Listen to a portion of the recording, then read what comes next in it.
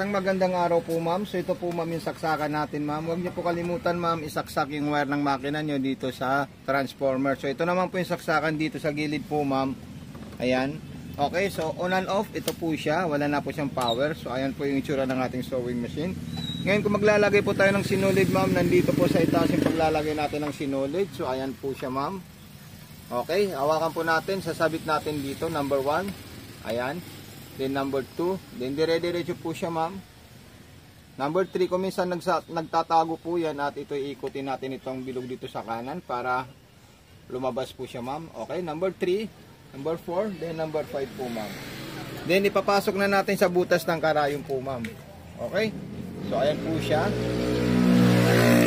Pagkatapos po natin may pasok sa butas ng karayom po ma'am, then yung sa ilalim naman po, kung paano po tayo maglalagay niyan, so napakadali. Tataas lang po natin yan.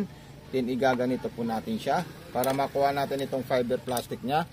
So igaganito po natin siya. At ito naman po ay ilalagay natin dito ma'am. Ganyan lang po siya. Okay, so ayan, ipapakain po natin sa kanya. Ayan. So pagkatapos naman po ma'am, ilalagay natin dyan at ipapasok natin sa likod. Then ilalagay po natin ito. Then lalagyan po natin yan ng tela ma'am. Makikita nyo po ma'am, marami po tayong freebies dito ma'am. Ayan po siya, kompleto po siya ma'am. Ayan. Ito ipapaliwanag ko sa inyo kung paano po kayo gagawa ng button holder dito ma'am. Okay? So ito na po siya ma'am. Lalagay natin yan. Steady lang yung steady. Huwag mo ginagala. So ito na po ma'am.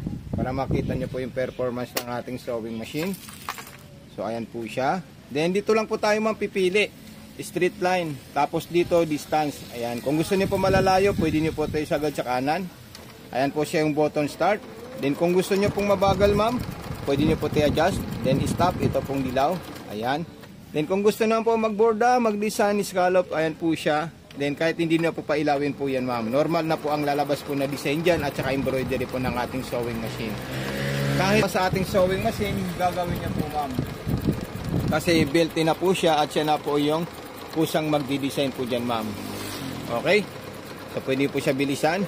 Ayan, ganun pa rin yung takbo niya, napaka-smooth pa rin po ma'am.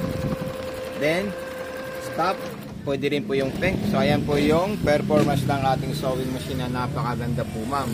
Okay, then isunod naman po natin dyan ma'am yung mga iba't ibang design po ng ating sewing machine, katulad ng pang-aging. So ito po siya, or ito, maganda pong design yan. Ayan po. Ayan, napaka-solid po siya ma'am at napakagandang pang-design po siya. Okay? Then, next na naman po, ito naman pong isang pang-aging natin at saka yung pyramid diamond na borda. So, napakaganda po yan ma'am. Okay, so maya-maya ipapaliwanag natin kung paano po tayo maglalagay ng button holder para makita nyo po siya ma'am. Then, sunod naman natin yung diamond pyramid. Pagkatapos, ito naman po nandito hanggang dito sa pang-button holder niya po ma'am. Okay? So, ayan po siya. Then, isunod naman po natin ma'am, tayo ay magsigsag muna para makita muna natin yung zigzagger na gagawin ng ating sewing machine. Okay, kasi tapos na natin yung straight line po ng ating sewing machine. So ito po siya ma'am, napaka-solid po siya at napakaganda. Makikita niyo po talaga yung ating sewing machine na napaka-solid. Then straight line po ma'am, medyo ialangat natin yung distance po niya. Ayan.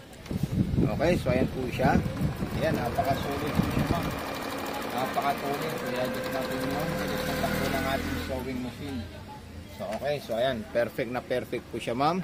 Then dito po tayo sa pang piping. Ayan po yung pang piping po natin ma'am. Okay, so ayan po siya. Then kung gusto naman po mag button holder, gagawin po natin yung button holder natin kung paano po natin siya i-operate ma'am. Okay, so stop natin siya. Ayan.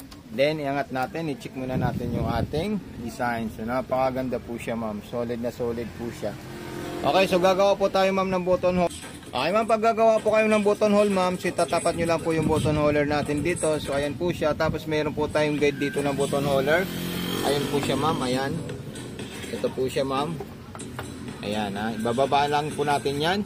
Okay, pag ibaba natin, ibaba rin po natin itong pressure pot. Ito, itutulak po natin siya ma'am. Ayan. Pag naitulak natin, alalayan lang po natin yung ating kamay sa kaliwa. Ayan po siya. Then itulak naman natin pa atras. Okay. Then itulak naman po natin pa abante kasi dalawang beses niya po yan papasadahan. Straight line at saka zigzagger po ma'am. So ayan, sa kaliwa na naman po. or sa kabila naman po. Okay, so ayan po siya ma'am. Kasi perfect na perfect po to sa pang button holder po ma'am. So ayan po siya.